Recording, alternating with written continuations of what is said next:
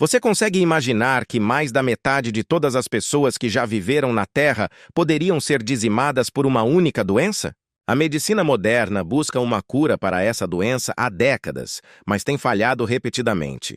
Nas selvas do Vietnã, os soldados morriam dessa doença mais rapidamente do que pelos tiros inimigos. Então, o governo chinês tomou uma decisão que pareceria absurda para qualquer cientista moderno. Eles descobriram arquivos médicos antigos com mais de 1000 anos. Uma delas continha uma receita escrita no século IV depois de Cristo. Durante 16 séculos, ninguém percebeu um único detalhe nesta receita. Foi esse detalhe que se tornou a chave para um medicamento que salvou milhões de vidas. Um estudioso chamado Tu Youyou leu um texto antigo e compreendeu algo que ninguém havia compreendido antes. Esta é a história de uma planta, uma receita e uma descoberta que mudaram para sempre a medicina mundial. A malária existe desde que a humanidade existe, e o historiador da medicina Timothy Wingard argumenta em seu livro O Mosquito que a doença pode ter matado cerca de metade de todos os seres humanos que já viveram no planeta. Imagine a dimensão deste número. Nenhuma guerra, nenhuma epidemia de peste, nenhum desastre natural se compara à destruição silenciosa e implacável que a malária causou ao longo de milhares de anos. Os pântanos da Roma antiga eram tão infestados de malária que a doença recebeu seu nome das palavras italianas mal, área, isto é, ar ruim. As legiões romanas, tendo conquistado metade do mundo conhecido, desintegraram-se nas planícies ribeirinhas mais rapidamente do que poderiam ter sido mortas pelas espadas inimigas, e regiões agrícolas inteiras ruíram porque os camponeses estavam fracos demais para trabalhar a terra. A doença é causada por um parasita microscópico do gênero Plasmodium, transmitido pela picada da fêmea do mosquito Anopheles. Uma vez na corrente sanguínea humana, o parasita penetra nas células do fígado, multiplica-se ali e, em seguida, se espalha pela corrente sanguínea, onde começa a destruir metodicamente os glóbulos vermelhos, causando crises debilitantes de febre, calafrios e fraqueza. Curiosamente, durante a maior parte da história, a humanidade não tinha ideia do que exatamente causava a doença. As pessoas culpavam o ar da noite, espíritos malignos e vapores pútridos dos pântanos, mas não o minúsculo parasita, que era impossível de ver sem um microscópio. Por isso, a luta contra a malária permaneceu uma batalha às cegas durante séculos. No século XX, a ciência finalmente identificou o culpado e desenvolveu diversos medicamentos antimaláricos, sendo o mais famoso a quinina, extraída da casca da árvore de cinchona. No entanto, o parasita mostrou-se notavelmente adaptável. Sob a pressão dos medicamentos, sofreu mutações, adquiriu resistência e continuou a ceifar centenas de milhares de vidas anualmente, aparentemente desafiando todo o poder dos medicamentos modernos. Na década de 1960, as selvas do Sudeste Asiático tornaram-se palco de um dos conflitos militares mais trágicos do século XX, e a malária lutou nessa guerra ao lado da própria natureza. Segundo arquivos militares dos EUA e do Vietnã do Norte, em alguns anos, até 60% das baixas entre os soldados na selva não foram causadas por combate, mas sim por febre tropical, que derrubava homens fortes em questão de dias. O exército americano possuía cloroquina, um medicamento antimalárico comprovado que protegia soldados em regiões tropicais há décadas. No entanto, foi na selva vietnamita que algo terrível foi descoberto: uma cepa local do parasita Plasmodium. A Plasmodium falciparum desenvolveu resistência à cloroquina, e o medicamento no qual os médicos militares confiavam como proteção confiável, repentinamente parou de funcionar. O exército do Vietnã do Norte se viu em uma posição ainda mais vulnerável, pois abastecer as tropas na selva inacessível era extremamente difícil. As perdas por malária entre os soldados norte-vietnamitas estavam atingindo proporções catastróficas, E o comando entendia perfeitamente que, sem um tratamento eficaz, seria impossível manter a prontidão de combate do exército no clima tropical úmido. Foi nesse momento crítico que o líder norte-vietnamita Ho Chi Minh recorreu ao seu principal aliado, a República Popular da China, em busca de ajuda. Ele pediu pessoalmente ao presidente Mao Tse-tung que o auxiliasse na busca por um novo medicamento contra a malária resistente à cloroquina, visto que a doença ameaçava comprometer o potencial militar do país. Essa conversa entre os dois líderes desencadeou uma série de eventos que culminaram em uma das maiores descobertas médicas do século XX. A própria China não era estranha à malária. Suas províncias do sul sofriam com ela tanto quanto as selvas do Vietnã. Além disso, a liderança chinesa via a solução desse problema como uma oportunidade para demonstrar sua capacidade científica e, simultaneamente, apoiar seu aliado na guerra ideologicamente importante contra a influência ocidental na região. Na primavera de 1967, o presidente Mao Tse-tung tomou uma decisão que parecia paradoxal na era dos foguetes espaciais e da tecnologia nuclear. Ordenou um estudo sistemático do legado milenar da medicina tradicional chinesa em busca de uma cura para a malária. Essa decisão não foi motivada por sentimentalismo, mas por um pragmatismo frio. A indústria farmacêutica ocidental moderna havia chegado a um beco sem saída, e a China não tinha outra escolha. O contexto político dessa decisão não era menos importante que o científico. A revolução cultural estava em curso, e a liderança chinesa promovia ativamente a ideia de que a medicina tradicional era um valioso tesouro nacional, equivalente à ciência ocidental. Além disso, o apelo aos arquivos antigos se encaixava perfeitamente na retórica oficial sobre a superioridade da civilização chinesa, garantindo ao projeto apoio político nos mais altos escalões. O fato é que, naquela época, a medicina tradicional chinesa havia acumulado um conhecimento colossal sobre plantas medicinais, reunido ao longo de mais de 2.000 anos de prática médica contínua. Uma das principais fontes desse conhecimento era o grande tratado Ben Cao. O Ganmu, compilado no século XVI pelo estudioso Li Shizhen, sistematizou informações sobre mais de 1.800 substâncias medicinais de origem vegetal, animal e mineral.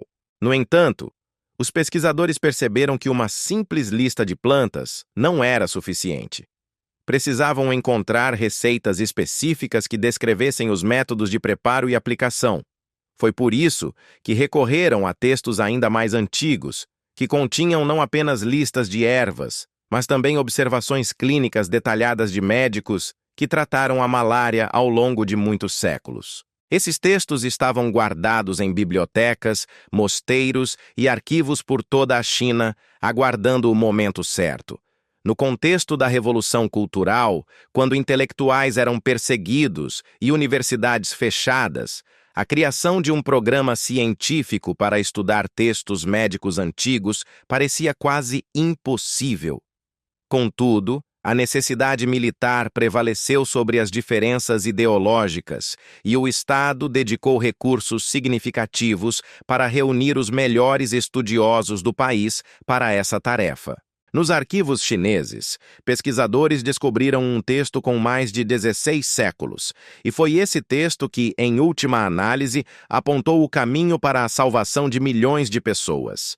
Seu autor foi Ge Hong, um homem de destino notável e intelecto enciclopédico que viveu no século IV depois de Cristo. Ele foi simultaneamente alquimista, funcionário do governo e um dos pensadores médicos mais sistemáticos de sua época. Ge Hong compilou um tratado chamado Zhou Hou, Bei Ji Fang, que pode ser traduzido como Receitas de Emergência Guardadas na Manga.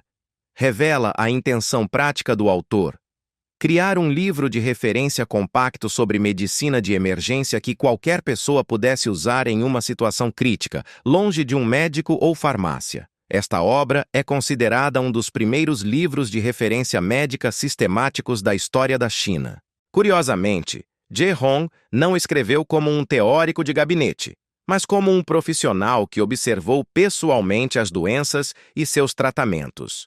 Suas descrições dos sintomas da malária são surpreendentemente precisas, mesmo para os padrões médicos modernos. Febre intermitente, calafrios, aumento do baço e fraqueza debilitante. Foi essa precisão clínica que levou os pesquisadores a levarem suas prescrições a sério. Entre as muitas receitas do tratado, os pesquisadores encontraram uma descrição do tratamento da febre da malária usando uma planta que Ge Hong chamou de Qing Hao, que significa grama verde ou losna azul. A receita era lacônica e aparentemente simples. Pegue um punhado de Qing Hao, mergulhe na água, esprema o suco e beba. No entanto, foi justamente essa simplicidade que escondia um detalhe que os pesquisadores inicialmente ignoraram e que lhes custou muitos meses de esforço desperdiçado. Você não vai acreditar, mas a palavra-chave na receita de Ge Hong não era o nome da planta ou a dosagem, mas sim uma única instrução sobre o método de preparo. Ele escreveu: deixe de molho na água, e não ferva ou cozinhe em fogo brando. E essa diferença entre água fria e água fervente provou ser a diferença entre um remédio eficaz e uma decocção inútil. Durante 16 séculos, essa instrução passou despercebida porque ninguém imaginava que o método de preparo pudesse ser tão crucial. A planta sobre a qual Ge Hong escreveu é conhecida na ciência moderna pelo nome latino Artemisia. A Sansevieria annua, ou Artemisia anual, tem um histórico de uso contínuo na medicina chinesa que se estende por mais de 2000 anos. Esta planta herbácea alta, com folhas finas e plumosas e um aroma amargo característico, pode crescer até 2 metros de altura e forma uma biomassa densa, rica em compostos biologicamente ativos. As primeiras menções escritas de Qing, o uso medicinal da planta Hao, é mencionado em textos chineses já no século II a.C., o que significa que, quando Ge Hong a incluiu em seu livro de referência, a planta já possuía uma reputação medicinal secular. Os médicos chineses a utilizavam não apenas contra a malária, mas também para outros tipos de febre, problemas de pele e como auxiliar digestivo. Por isso, o tratado de Ge Hong foi percebido não como uma revelação exótica, mas como o registro de uma tradição médica estabelecida. No grandioso tratado Ben Cao, no século XVI, o erudito de Ganmu, Li Shizhen, também prestou atenção ao Qing. Hao ocupou um lugar de destaque, descrevendo suas propriedades para reduzir a febre e interromper ataques de malária. Seu trabalho sistemático tornou-se uma ponte entre as receitas antigas e a era da pesquisa científica, preservando o conhecimento acumulado para a posteridade de forma estruturada e acessível. Além disso, é graças a Ben Cao que isso acontece. Os pesquisadores do século XX conseguiram identificar rapidamente a planta Ganmu entre centenas de outras candidatas. No entanto, o uso tradicional do Qing Hao possuía uma característica fundamental que os pesquisadores modernos inicialmente ignoraram. Na medicina tradicional chinesa, essa planta nunca foi submetida a tratamento térmico prolongado. Era consumida fresca, infundida em água fria ou usada em preparações que não exigiam fervura. Isso não foi um acidente ou uma lacuna tecnológica, mas uma prática desenvolvida intuitivamente ao longo dos séculos que preservou o princípio ativo intacto. De fato, a discrepância entre o conhecimento tradicional e a prática laboratorial moderna provou ser fatal para os primeiros experimentos. Os cientistas, acostumados aos métodos de extração padrão que dependem do aquecimento para uma extração mais completa das substâncias, destruíram, sem saber, o próprio composto que buscavam. A tradição guardava o segredo, mas ele era transmitido na linguagem da prática, não em fórmulas químicas, e é por isso que traduzir esse conhecimento em termos científicos foi tão trabalhoso. 23 de maio de 1900. Em 1967, realizou-se em Pequim uma reunião que permaneceu desconhecida do público em geral durante décadas. Nesse dia, o governo chinês lançou oficialmente um programa médico-militar secreto com o codinome Projeto 500. 23 anos após a sua fundação, o programa tinha um único objetivo: encontrar um novo tratamento eficaz para a malária resistente à cloroquina no menor tempo possível. A dimensão do projeto foi verdadeiramente nacional. Mais de 500 cientistas de 60 institutos de pesquisa localizados por toda a China, de Pequim às remotas províncias do Sul, estiveram envolvidos. Instituições médicas militares, laboratórios farmacêuticos e departamentos universitários também aderiram ao programa, transformando o Projeto 500 em um projeto verdadeiramente abrangente. 23 em um dos maiores programas científicos coordenados da história do país. O trabalho foi conduzido em duas vertentes paralelas e complementares. A primeira era puramente moderna. Químicos sintetizavam e testavam sistematicamente novos compostos químicos em busca de uma molécula capaz de matar o parasita. A segunda vertente voltava-se para o passado. Historiadores da medicina e farmacologistas estudavam metodicamente textos antigos, procurando referências a plantas e preparações usadas contra a malária há milênios. Durante o desenvolvimento da primeira linha de tratamento, os pesquisadores testaram mais de 240 mil compostos químicos, mas nenhum demonstrou eficácia suficiente contra a cepa resistente do parasita.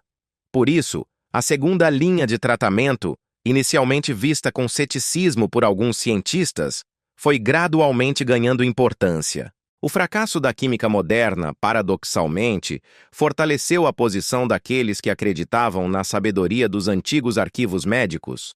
O projeto existiu em condições de absoluto sigilo por diversos motivos. Por um lado, tratava-se de um desenvolvimento militar, ligado a operações de combate reais no Vietnã. Por outro lado, durante a Revolução Cultural, o próprio apelo a textos históricos e ao conhecimento tradicional poderia ser interpretado de forma controversa sob uma perspectiva política. Por isso, os resultados da pesquisa não foram publicados em periódicos científicos abertos e só se tornaram conhecidos mundialmente muitos anos após o fim da guerra. Entre as centenas de cientistas que trabalhavam no Projeto 523, em 1969, surgiu uma nova chefe para o grupo de pesquisa em medicina tradicional. Essa pessoa era Tu Youyou, funcionária da Academia Chinesa de Medicina Tradicional Chinesa em Pequim, e foi sua nomeação que acabou por determinar o destino de todo o projeto. Tu Youyou era uma cientista de calibre raro. Ela havia estudado tanto farmacologia ocidental quanto medicina tradicional chinesa na Universidade Médica de Pequim. Essa combinação de duas tradições científicas, frequentemente vistas como incompatíveis na época, provou ser precisamente a ferramenta necessária para resolver o problema. Após receber a incumbência, Tu Youyou e sua pequena equipe iniciaram uma análise sistemática de fontes médicas antigas.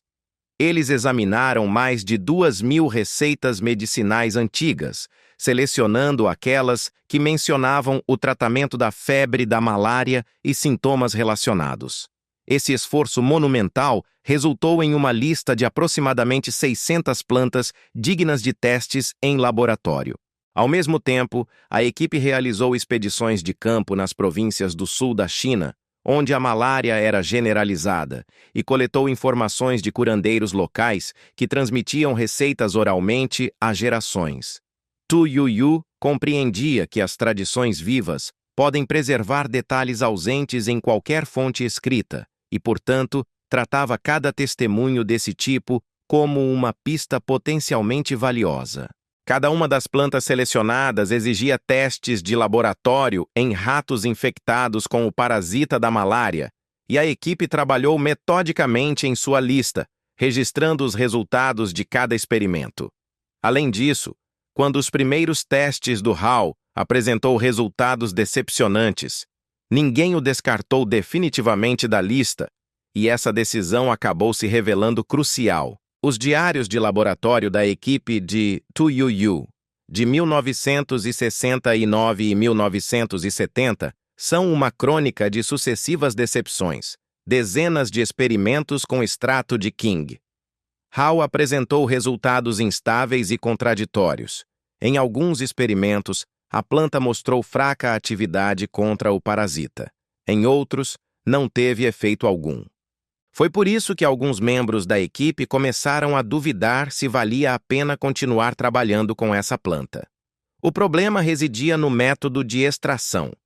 A prática laboratorial padrão da época envolvia o uso de altas temperaturas para extrair de forma mais completa as substâncias ativas dos materiais vegetais, e os pesquisadores estavam, sem saber, aplicando a mesma abordagem ao zinco.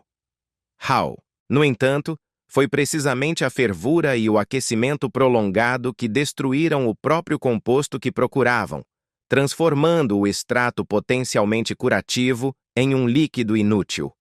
Em 1971, TUYU retornou ao texto de Jehong e o releu com atenção renovada. Foi então que ela notou, em particular, que o antigo médico escreveu não ferver, mas deixar de molho em água, usando uma formulação que indicava claramente um método de preparação a frio. Essa observação subverteu toda a lógica dos experimentos e apontou para um erro fundamental que a equipe vinha cometendo há muitos meses.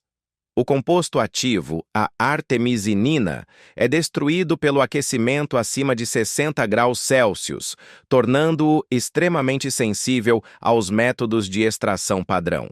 Imagine só, durante 16 séculos, um texto antigo preservou esse conhecimento na forma de uma instrução prática simples, e somente um estudioso capaz de ler nas entrelinhas da tradição médica poderia discernir a pista química ali contida.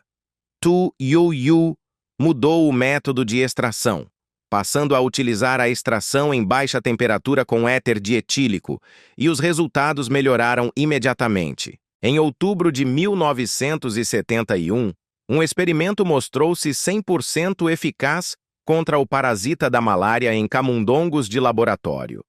Esse resultado foi tão inesperado, após uma longa série de fracassos, que a equipe repetiu o experimento diversas vezes antes de acreditar nos próprios dados.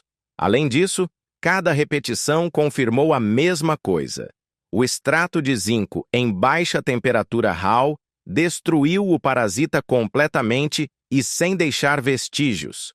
Após obter resultados convincentes em animais de laboratório, a equipe se deparou com uma questão que, na ciência moderna, exige meses de aprovação burocrática. O extrato era seguro para uso humano? Dada a urgência militar e o sigilo do projeto, esperar era impossível, e assim TUYU tomou uma decisão que hoje seria considerada incrivelmente arriscada. Ela testou voluntariamente a droga em si mesma. Juntamente com vários colegas, TUYU concordou em ser a primeira pessoa a tomar o extrato purificado de King. HAL foi escolhido como cobaia. Este foi um risco calculado. Apesar da tradição secular de uso da planta na medicina popular, ninguém sabia como o extrato concentrado e de baixa temperatura se comportaria no corpo humano ou se seria tóxico em sua nova forma. Por isso, os cientistas monitoraram a condição deles com o máximo cuidado, registrando cada mudança em seu bem-estar. O autoexperimento foi um sucesso. Nenhum efeito colateral grave foi detectado e a equipe obteve dados iniciais sobre a segurança do medicamento para humanos. Imagine o grau de responsabilidade pessoal que essas pessoas assumiram. Sacrificaram a própria saúde para acelerar o desenvolvimento de um medicamento desesperadamente necessário para soldados na selva e milhões de doentes em toda a China. Este ato permanece um dos exemplos mais impressionantes de autossacrifício científico do século XX. Após o sucesso do autoexperimento, os primeiros ensaios clínicos em pacientes com malária confirmada foram realizados em 1972. 21 pessoas que sofriam de crises agudas de febre malárica participaram do estudo e todas apresentaram recuperação rápida e completa após a administração do medicamento.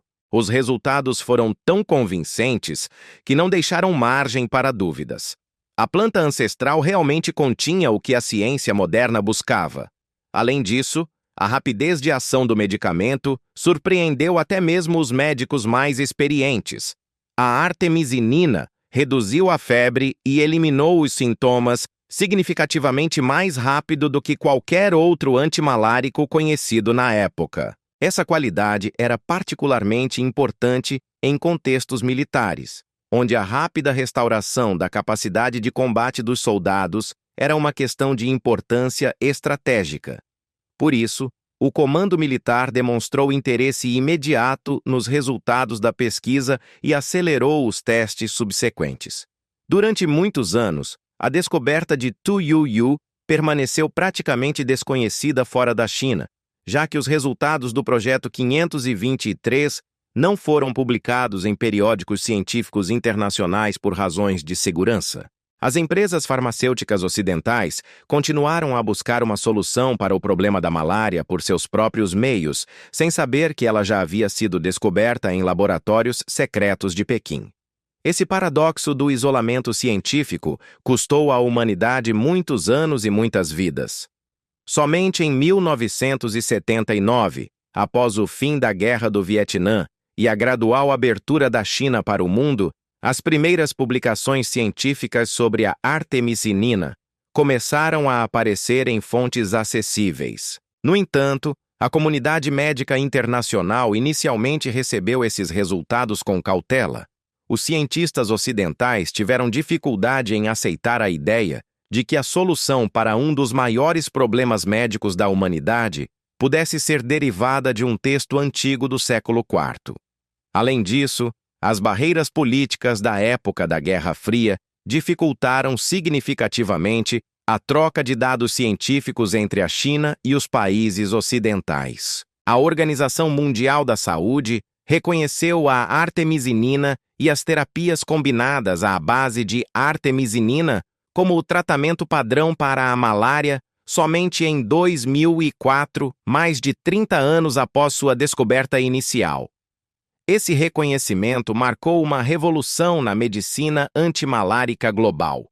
Os medicamentos à base de artemisinina começaram a ser distribuídos em massa para países da África e da Ásia, onde a malária continuava a ceifar centenas de milhares de vidas anualmente. Por isso, muitos especialistas em saúde global consideram essa decisão uma das mais importantes da história da Organização Mundial da Saúde. Em 2015, TuYuYu foi agraciada com o Prêmio Nobel de Fisiologia ou Medicina, tornando-se a primeira cidadã chinesa a receber essa premiação por pesquisa científica realizada na própria China. O Comitê Nobel enfatizou particularmente que a artemisinina foi o primeiro medicamento importante desenvolvido a partir da medicina tradicional chinesa a alcançar reconhecimento científico global.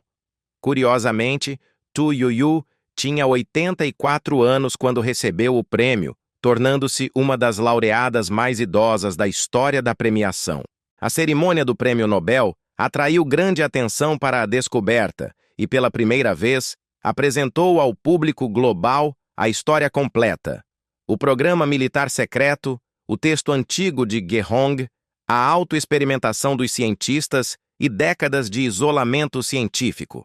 Acredite ou não, muitos dos colegas chineses de TuYuYu souberam dos detalhes da descoberta por meio de reportagens internacionais sobre o Prêmio Nobel.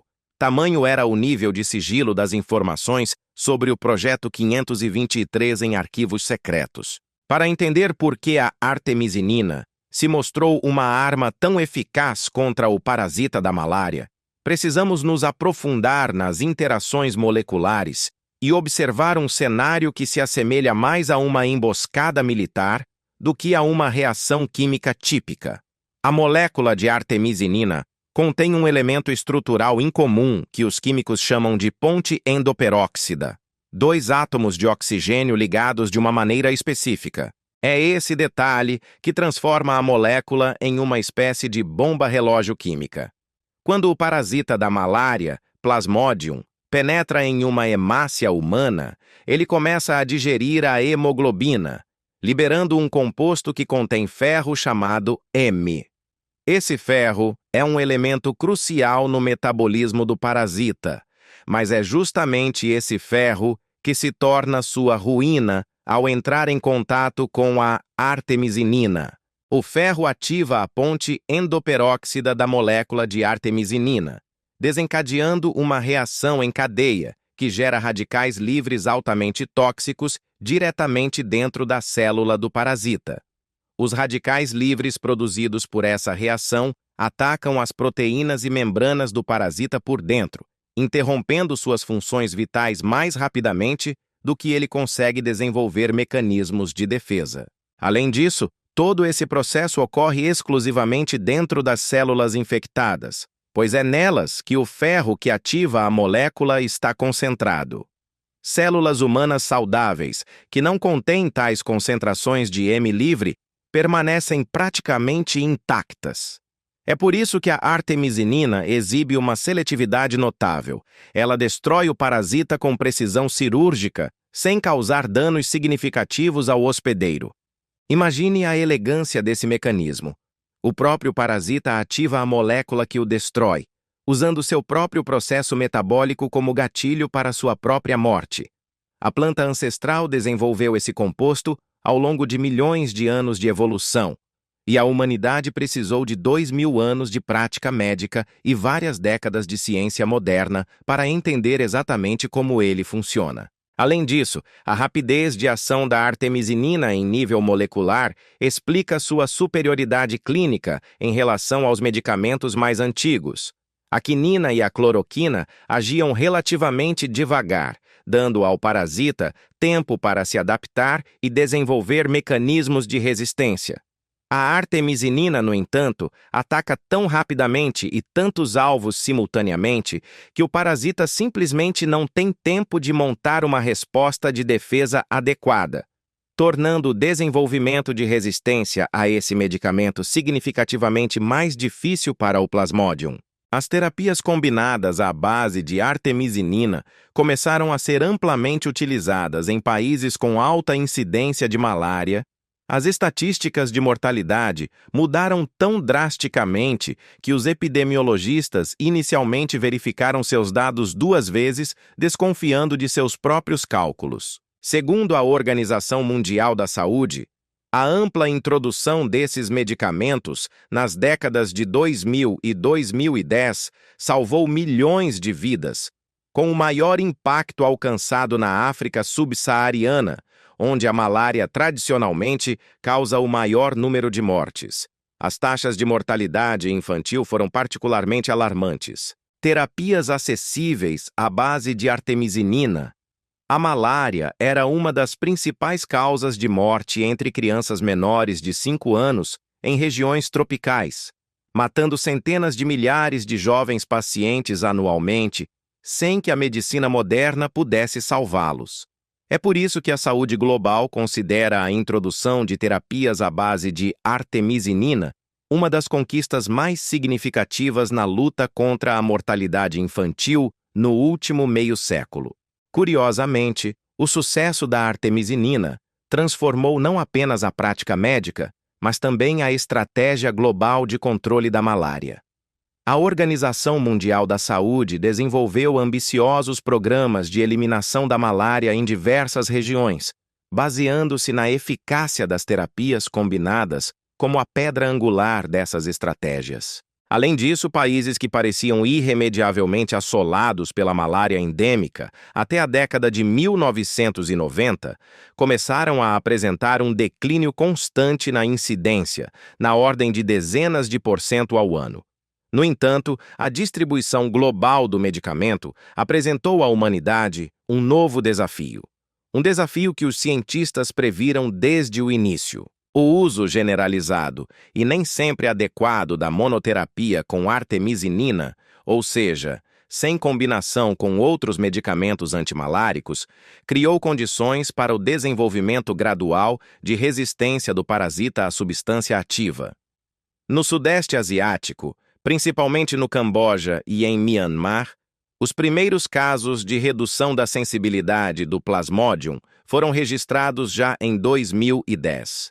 Falsiparam a artemisinina, o que causou séria preocupação na comunidade científica.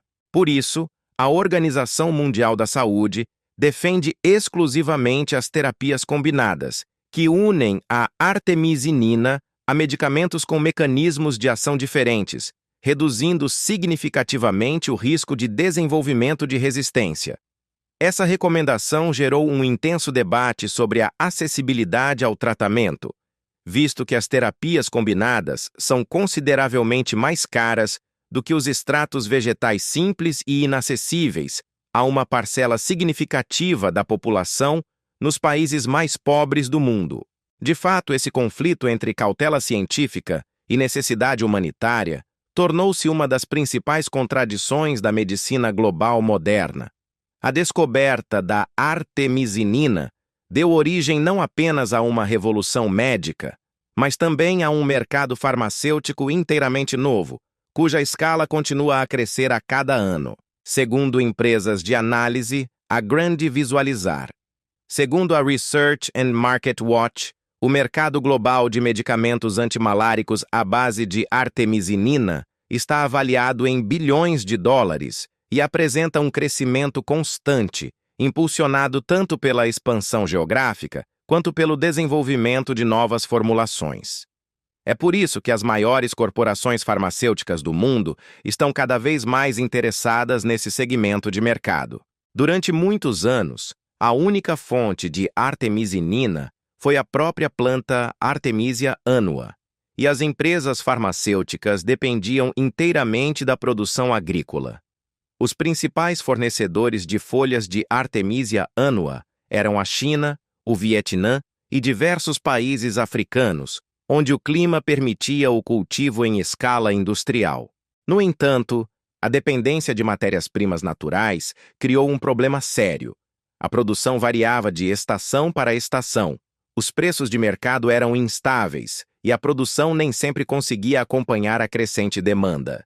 Foi essa instabilidade que levou os cientistas a buscar métodos alternativos de produção de artemisinina e, em 2013, a empresa americana de biotecnologia Amyris anunciou o desenvolvimento de uma tecnologia para produzir artemisinina semissintética, utilizando levedura geneticamente modificada. A tecnologia consistia na inserção de genes nos genomas das células de levedura, permitindo-lhes sintetizar ácido artemisínico a partir de um açúcar simples, que era, então, convertido quimicamente em artemisinina pronta para uso. Além disso, essa tecnologia prometia tornar a produção do medicamento completamente independente das variações climáticas e das flutuações do mercado agrícola. No entanto, o surgimento da artemisinina sintética desencadeou uma onda inesperada de controvérsia. Agricultores na China, no Vietnã e na África, que já haviam construído indústrias inteiras em torno do cultivo da Artemisia annua, viram-se ameaçados de perder seu mercado. Além disso, alguns especialistas alertaram que a produção sintética consolidaria o controle do medicamento vital nas mãos de algumas grandes corporações, o que poderia levar a preços mais altos e menor acesso para os países pobres. De fato, esse conflito expôs uma profunda contradição entre o progresso tecnológico e a justiça social na indústria farmacêutica global. Curiosamente, o mercado nunca fez a transição completa para a artemisinina sintética, e as matérias-primas naturais de origem vegetal continuam sendo a principal fonte do princípio ativo para a maioria dos fabricantes. Isso se explica tanto por fatores econômicos quanto pelas dificuldades técnicas de ampliar a produção biotecnológica a um nível capaz de atender à demanda global. É por isso que o destino de milhões de pacientes com malária em todo o mundo ainda depende em grande parte do sucesso da colheita anual de Artemisia nos campos da China e da África. Em meio ao debate sobre a produção sintética e as corporações farmacêuticas, um movimento completamente diferente se desenvolvia silenciosamente ao redor do mundo, oferecendo uma solução radicalmente simples para o problema da disponibilidade de medicamentos. Pequenas organizações e agrônomos entusiastas começaram a ensinar agricultores nas regiões mais pobres da África a cultivar Artemisia annua diretamente em seus próprios terrenos, transformando seus jardins em farmácias particulares. A ideia parecia simples demais para ser verdade, mas sua simplicidade era justamente a sua força. A organização alemã sem fins lucrativos, ANAMED, que significa ação, criou essa ideia. Paranatural. A medicina tornou-se uma das principais defensoras dessa abordagem e, ao longo dos anos, treinou agricultores e profissionais de saúde em dezenas de países africanos na tecnologia de cultivo e utilização da planta. O programa ANAMED baseou-se no simples fato de que a Artemisia annua é uma planta de fácil cultivo e rápido crescimento, capaz de atingir 2 metros de altura em uma única estação de crescimento e produzir quantidades significativas de biomassa, mesmo em solos pobres. Isso torna o cultivo dessa planta acessível até mesmo para as famílias mais pobres da África rural. Os defensores do cultivo doméstico apontaram as vantagens óbvias dessa abordagem. A planta não requer equipamentos complexos, fertilizantes caros ou conhecimento agronômico especializado, e suas folhas podem ser usadas para preparar chás ou infusões diretamente em casa. Além disso, em regiões onde as farmácias ficam a dezenas de quilômetros de distância e a compra de medicamentos certificados é impossível devido à pobreza, ter uma planta de Artemisia annua no jardim pode literalmente significar a diferença entre a vida e a morte para uma criança doente. No entanto, foi justamente nesse ponto que o movimento de cultivo doméstico enfrentou forte oposição de organizações médicas internacionais e da indústria farmacêutica. A Organização Mundial da Saúde desencoraja oficialmente o uso de remédios fitoterápicos à base de Artemisia annua como substitutos de medicamentos certificados, alegando a impossibilidade de controlar a concentração do princípio ativo em infusões caseiras. Isso ocorre porque o teor de artemisinina nas folhas da planta varia significativamente dependendo da variedade, das condições de cultivo, da época da colheita e do método de preparo, tornando a dosagem precisa praticamente impossível em casa.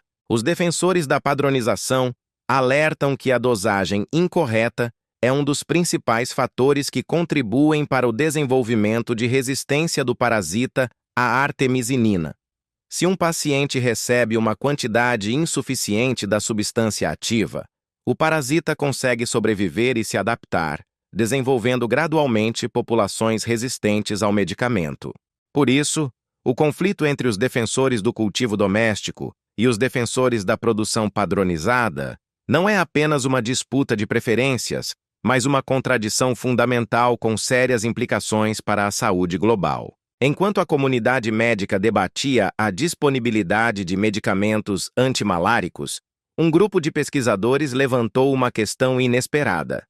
Se a artemisinina mata o parasita da malária por meio de uma reação com o ferro, poderia ela agir de forma semelhante em outras células com níveis elevados de ferro? A resposta a essa pergunta abriu um campo completamente novo na oncologia e levou cientistas do mundo todo a lançarem um olhar totalmente diferente sobre essa humilde planta originária dos campos da China. O fato é que as células cancerígenas absorvem ferro muito mais ativamente do que as células saudáveis, pois necessitam de ferro para a rápida divisão e crescimento. Essa propriedade das células tumorais, teoricamente, as torna vulneráveis ao mesmo mecanismo que a artemisinina utiliza contra o parasita da malária. Níveis elevados de ferro ativariam a molécula e direcionariam sua ação destrutiva contra o próprio tumor. Em 2001, pesquisadores da Universidade de Washington testaram essa hipótese em laboratório e obtiveram resultados que imediatamente atraíram a atenção da comunidade oncológica. Em seus experimentos, os cientistas de Washington descobriram que a artemisinina era capaz de matar células de câncer de mama com uma eficiência surpreendente, e sua seletividade para células tumorais em comparação com células saudáveis era bastante alta. Além disso, quando os pesquisadores pré-saturaram as células cancerígenas com ferro, a eficácia da artemisinina aumentou consideravelmente, confirmando o mecanismo de ação antitumoral dependente de ferro.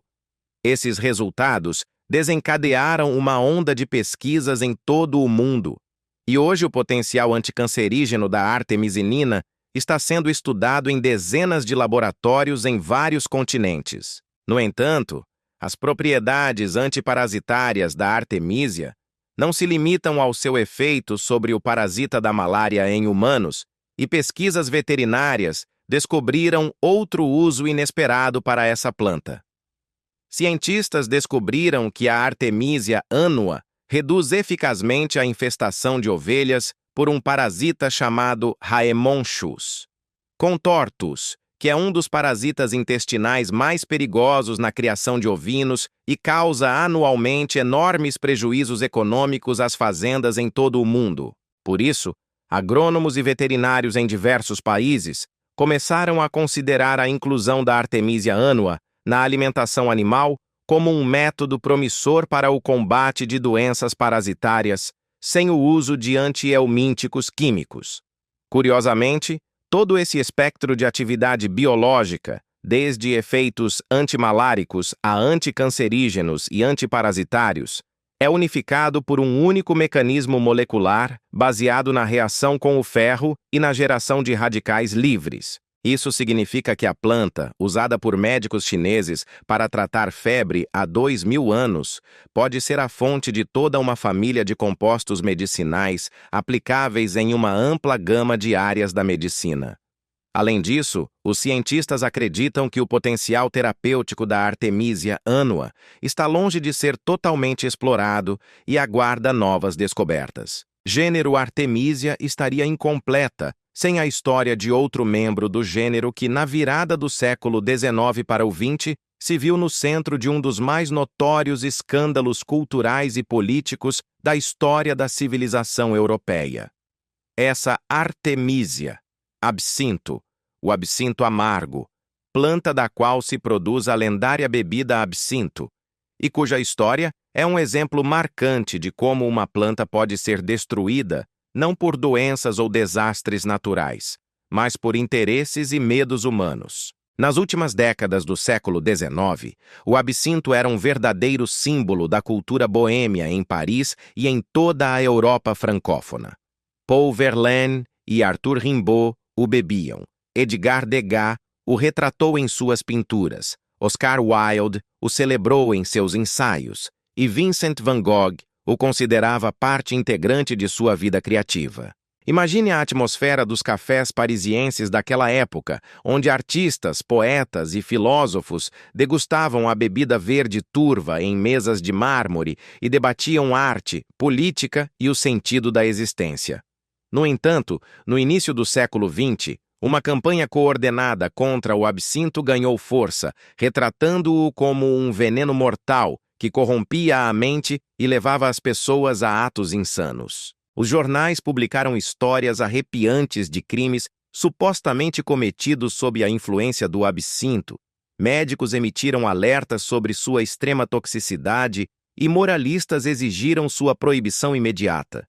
Em 1915, a França proibiu a produção e a venda de absinto, e a maioria dos outros países europeus seguiu o exemplo em poucos anos. O principal culpado nessa história era o composto tujona, encontrado no absinto e conhecido por suas propriedades neurotóxicas quando consumido em grandes doses. Os oponentes do absinto alegavam que a tujona causava alucinações, convulsões e distúrbios mentais. transformando um bebedor moderado em um lunático perigoso. Essas acusações se enraizaram firmemente na consciência pública e foram percebidas por décadas como fatos cientificamente comprovados, embora a pesquisa real da época fosse extremamente superficial e metodologicamente frágil. Curiosamente, historiadores econômicos que estudam essa época notaram uma coincidência notável. A campanha contra o absinto ocorreu simultaneamente a um forte lobby da indústria vinícola francesa, que estava perdendo mercado devido à crescente popularidade da bebida significativamente mais barata.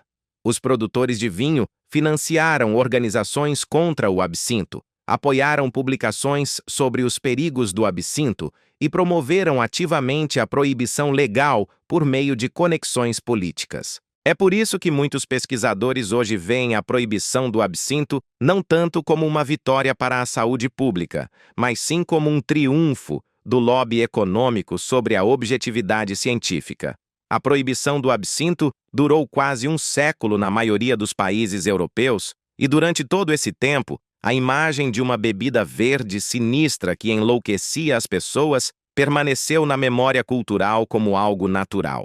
No entanto, na década de 1990, um grupo de cientistas decidiu testar as acusações iniciais contra a tujona usando métodos analíticos modernos, e os resultados foram sensacionais. De fato, tudo o que o público sabia sobre o absinto e seus perigos precisava ser seriamente revisto. Os pesquisadores analisaram garrafas originais de absinto do século XIX que sobreviveram, as quais estavam guardadas em coleções particulares e museus, e mediram o teor real de tujona nessas amostras históricas. Teoria da loucura da tujona. A concentração desse composto em amostras históricas de absinto era tão baixa que não poderia ter causado quaisquer efeitos neurotóxicos, mesmo com consumo significativo. Além disso, o teor de tujona no absinto era comparável ao encontrado em diversas ervas culinárias comuns que ninguém jamais cogitou proibir. Pesquisas posteriores revelaram que os sintomas antes atribuídos à tujona eram muito melhor explicados por uma intoxicação alcoólica comum, já que o absinto tinha 70% ou mais de álcool por volume. Em outras palavras, os artistas e poetas da boemia parisiense não sofriam da mítica loucura da tujona, mas das consequências bastante normais do consumo de bebidas alcoólicas muito fortes em grandes quantidades. É por isso que os toxicologistas modernos consideram unanimemente a teoria do perigo específico da tujona no absinto um mito científico, fruto de uma combinação de pânico moral e interesse econômico. Munidos dessas evidências científicas, entusiastas e produtores lançaram uma campanha para reabilitar legalmente o absinto e, em 2007, a União Europeia autorizou oficialmente a produção e a venda da bebida, desde que respeitado o teor máximo permitido de tujona. A Suíça, berço histórico do absinto, legalizou-o ainda mais cedo, em 2005. E as destilarias locais retomaram imediatamente a produção, utilizando receitas tradicionais. Além disso, nos anos seguintes, o absinto vivenciou um verdadeiro renascimento cultural.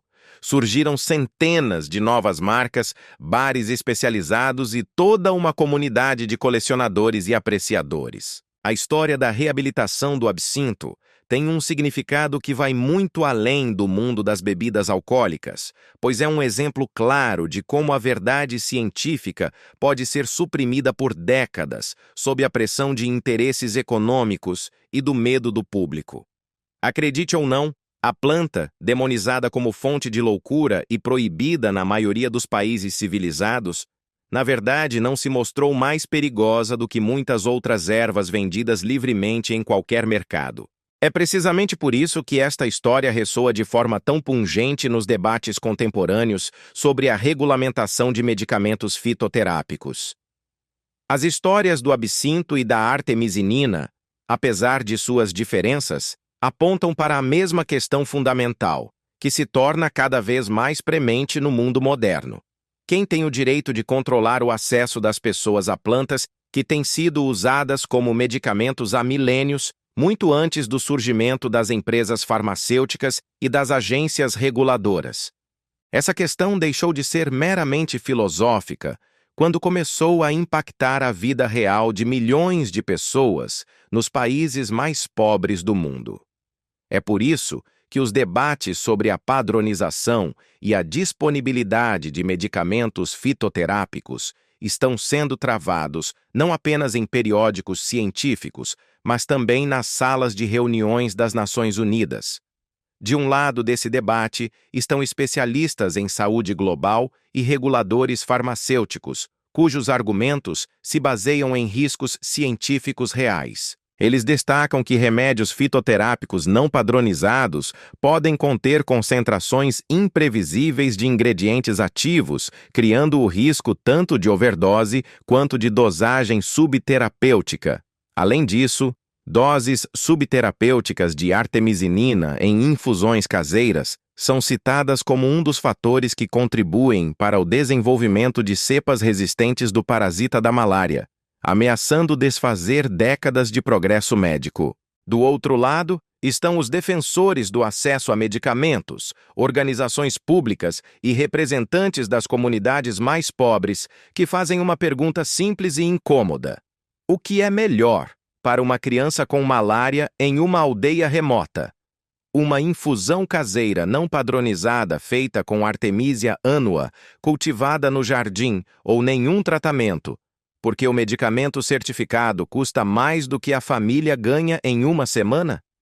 É por isso que muitos especialistas em medicina humanitária consideram a posição da Organização Mundial da Saúde excessivamente severa, dadas as reais condições de vida das pessoas nas regiões mais pobres do mundo.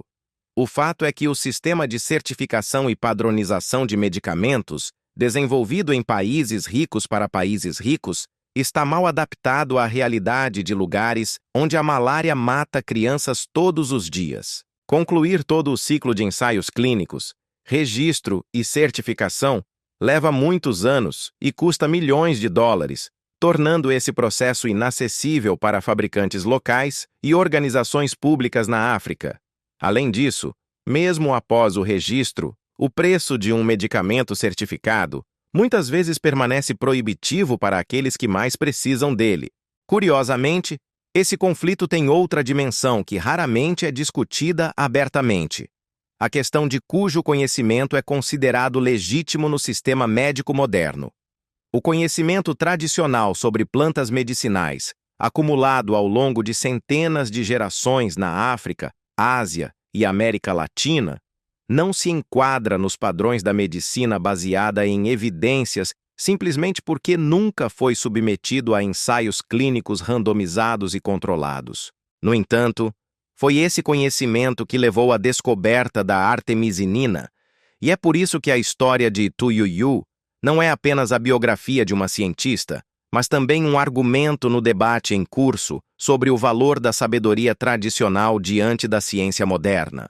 A história da Artemisia annua, que percorreu os jardins da China antiga, passando pelos laboratórios secretos de Pequim, até chegar ao Prêmio Nobel e aos campos da África, nos leva, em última análise, a uma questão que diz respeito a todas as pessoas do planeta, independentemente de onde vivam e da distância até a farmácia mais próxima. Essa pergunta parece simples, mas sua simplicidade esconde um dos conflitos mais profundos da civilização moderna. As plantas, criadas pela natureza há milhões de anos e utilizadas pelos humanos há milênios, pertencem a toda a humanidade, ou apenas àqueles que primeiro patentearam seus compostos ativos? Imagine a trajetória completa dessa história em sua verdadeira dimensão. O parasita da malária coexiste com os humanos há centenas de milhares de anos e já ceifou mais vidas do que todas as guerras da história da humanidade juntas. Médicos chineses descobriram uma arma contra ele há 2000 anos e transmitiram esse conhecimento de geração em geração na forma de uma receita simples e prática. Ge Hong registrou essa receita no século IV com o único propósito de permitir que qualquer pessoa necessitada a utilizasse sem a necessidade de um médico ou farmácia, carregando literalmente as instruções na manga de sua túnica. 16 séculos depois, uma crise militar nas selvas vietnamitas levou estudiosos chineses a revisitar esse texto, e Tu Youyou descobriu o que estava bem à vista: uma simples instrução para não ferver a planta, preservando assim o princípio ativo. Essa descoberta foi um triunfo não apenas para a ciência moderna, mas também para a própria ideia de que o conhecimento acumulado pela humanidade ao longo de milênios merece a mesma atenção séria que os resultados das pesquisas laboratoriais mais avançadas. Além disso, o Prêmio Nobel de 2015 reconheceu oficialmente a medicina tradicional chinesa como a fonte de uma descoberta de importância global pela primeira vez na história. No entanto, o triunfo da artemisinina é acompanhado por uma profunda controvérsia que nunca foi resolvida. Uma planta disponível para todos os agricultores em clima tropical, cuja receita foi escrita para que qualquer pessoa a utilizasse em caso de emergência, está agora no centro de um debate sobre patentes, padronização e controle de acesso. Milhões de pessoas nos países mais pobres do mundo estão morrendo de uma doença para a qual a cura literalmente cresce sob seus pés. E ainda assim, organizações médicas internacionais as desencorajam a usar essa planta diretamente. É por isso que a história da Artemisia annua é um espelho que reflete todas as contradições da medicina global moderna. A história do absinto acrescenta outra dimensão importante a esse quadro, lembrando-nos que a demonização de plantas raramente é acidental e quase sempre tem beneficiários econômicos. O absinto foi proibido não porque a ciência tivesse comprovado seus perigos, mas porque sua popularidade ameaçava os lucros de outros, e essa proibição durou quase um século, apesar da falta de qualquer base científica real. Na verdade, essa lição de história deveria nos tornar mais cautelosos com quaisquer campanhas que visem restringir o acesso a recursos medicinais naturais e nos levar a questionar, de forma incômoda, a quem interessa cada restrição. Em última análise, a história do gênero Artemisia, desde os antigos jardins chineses até os modernos laboratórios farmacêuticos e hortas africanas, é uma história sobre a natureza do conhecimento e a quem ele pertence. Ji Hong escreveu seu tratado para tornar o conhecimento acessível a todos. Tu Youyou dedicou sua vida a garantir que esse conhecimento fosse validado cientificamente.